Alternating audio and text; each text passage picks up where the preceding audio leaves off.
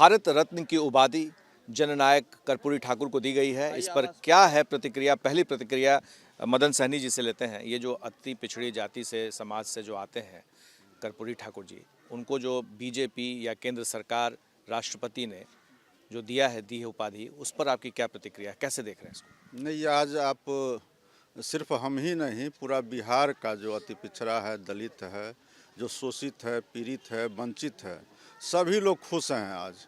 और आप यह समझ लीजिए कि आज जननायक कर्पूरी ठाकुर जी को यह सम्मान भारत सरकार ने नहीं दिया है, बल्कि बिहार के या देश के तमाम वैसे लोगों को मिला है जो सदियों से वंचित रहे हैं और जिनके लिए जननायक कर्पूरी ठाकुर जी ने आगे बढ़ाने के लिए काम किया और समाज को ये सामाजिक न्याय के रूप में जो विकसित करने का काम उन्होंने किया, जिसका नतीजा है कि आज हमारे नेता श्री नीतीश कुमार जी के द्वारा विकास के साथ जोड़ करके हम लोग को आगे बढ़ाने का काम किया जा रहा है। तो हम लोग जननायक कर्पूरी ठाकुर जी को जो मिला है उसके लिए हम लोग माननीय मुख्यमंत्री जी को भी बधाई देंगे, धन्यवाद देंगे कि उनके अथक प्रयास से, उनके बार बार मांग करने पर भारत सरकार ने दिया है।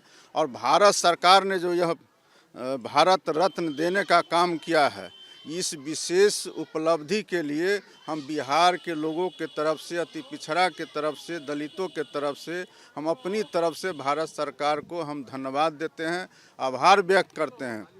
साथ ही हम लोग यह ज़रूर कहेंगे कि जो भारतीय जनता पार्टी से हम लोग उम्मीद नहीं करते थे कि वो इन वर्गों को भी या इन वर्ग को आगे बढ़ाने वाले नेताओं को भी सम्मान, इतने बड़े सम्मान जो भारत के सबसे बड़े सम्मान हैं और सर्वोच्च सम्मान माना जाता है, वह भारत रत्न अगर दिया गया है तो इसके लिए भारत सरकार बधाई के पात्र हैं। और यह सम्मान यहाँ के गरीब गुरबा को मिला है। और हम लोग को नहीं लगता था कि भारतीय जनता पार्टी के खास करके राज्य में भारत रत्न मिल सकता है। इसलिए इस बात पर हम लोग को लगता है कि बहुत बड़ा विराम लगेगा कि भारतीय जनता पार्टी जैसा, जिस पर यह आरोप भी लगता रहा है कि वह गरीब गुरबा विरोधी है, दलित विरोधी है, अति पिछड़ा विरोधी है, वैसे सरकार से अगर यह सम्मान मिला है तो ये आने वाला समय में इसका जवाब खोजना पड़ेगा। जो सामाजिक न्याय या सामाजिक न्याय के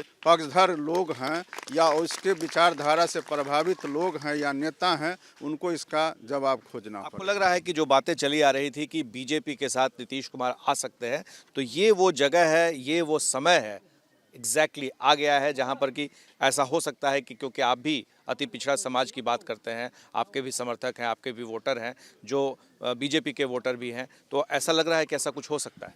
देखिए, अभी इस बात को हम लोग इस तरह से नहीं जोड़ने का प्रयास कर रहे हैं, न देखने का प्रयास कर रहे हैं, और इसको अभी उसकी ज़रूरत भी नहीं है। चूँकि हमको तो यह बात स्पष्ट रूप से कह रहे हैं कि जो सम्मान मिला है उसके लिए बिहार के सभी लोग और ख़ास करके माननीय मुख्यमंत्री जी ने लगातार भारत सरकार में दबाव बनाया, मांग किया, और एक एक लोग यहाँ के मांग किए और भारत सरकार ने इसको सुना है। मांग तो बहुत चीज़ों के लिए हम लोग करते हैं, हम लोग तो SC ST में शामिल करने के लिए भी वर्षों से मांग कर रहे हैं भारत सरकार से, जिसको भारत सरकार रिजेक्ट करती आ रही है।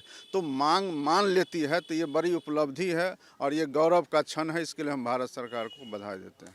आपको लग रहा है कि इस पूरे मसले पर नरेंद्र मोदी का कद बहुत बड़ा हुआ है, अति पिछड़ा समाज में उनकी स्वीकार्यता बढ़ी है? नहीं, जो धारणा था भारतीय जनता पार्टी के प्रति लोगों का, उसमें कहीं न कहीं ये विचारणीय बिंदु होगा। इसका फायदा होगा बीजेपी को? फायदा नुकसान की बात हम नहीं कर रहे हैं, लेकिन इसको काट खोजना पड़ेगा।